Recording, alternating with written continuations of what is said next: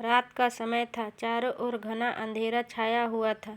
केवल एक ही कमरा प्रकाशित था। वहाँ 4 मोमबत्तियाँ जल रही थी। चारों मोमबत्तियाँ एकांत देख आपस में बातें करने लगी। पहली मोमबत्ती बोली, मैं शांति हूँ। जब मैं इस दुनिया को देखती हूँ तो बहुत दुखी होती हूँ।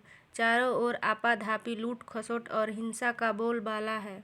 ऐसे में यहाँ रहना बहुत मुश्किल है। मैं अब यहाँ और नहीं रह सकती। इतना कहकर मोमबत्ती बुझ गई। दूसरा मोमबत्ती भी अपने मन की बात करने लगी। मैं विश्वास हूँ। मुझे लगता है कि झूठ, धोखा, फरेब, बेईमानी मेरा वजूद खत्म करते जा रहे हैं।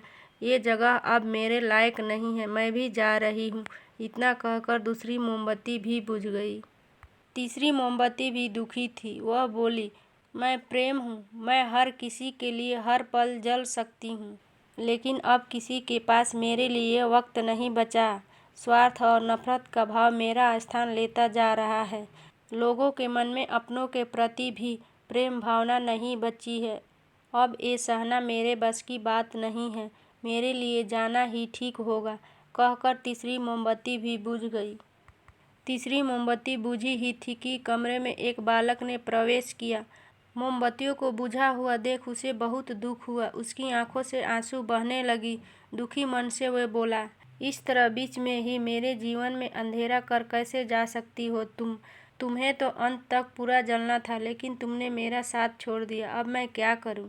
बालक की बात सुन चौथी मोमबत्ती बोली, घबराओ नहीं बालक, मैं आशा हूँ और तुम्हारे साथ हूँ जब तक मैं जल रही हूँ। तुम मेरी लौ से दूसरी मोमबत्ती को जला सकते हो। चौथी मोमबत्ती की बात सुनकर बालक का ढाढ़स बंध गया। उसने आशा के साथ शांति, विश्वास और प्रेम को पुनः प्रकाशित कर लिया। इस कहानी से हमें क्या सीखने को मिला, आइए बताती हूँ। जीवन में समय एक सा नहीं रहता है। कभी उजाला रहता है तो कभी अंधेरा। जब जीवन में अंधकार आए, मन अशांत हो जाए, विश्वास डगमगाने लगे और दुनिया पराई लगने लगे, तब आशा का दीप जला लेना। जब तक आशा का दीप जलता रहेगा, जीवन में कभी अंधेरा नहीं हो सकता। आशा के बल पर जीवन में सब कुछ पाया जा सकता है। इसलिए आशा का साथ कभी ना छोड़ें।